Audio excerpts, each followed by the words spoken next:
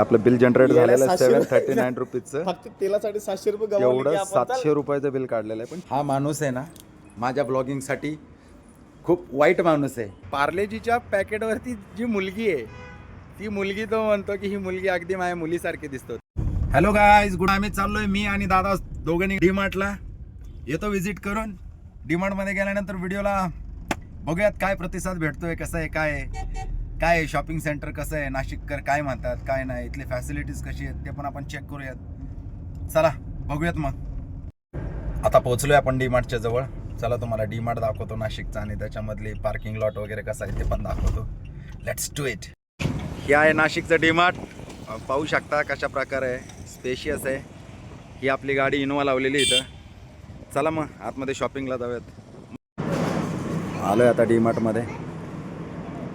पाहू शकता भाऊंनी पाहिला तर काढला.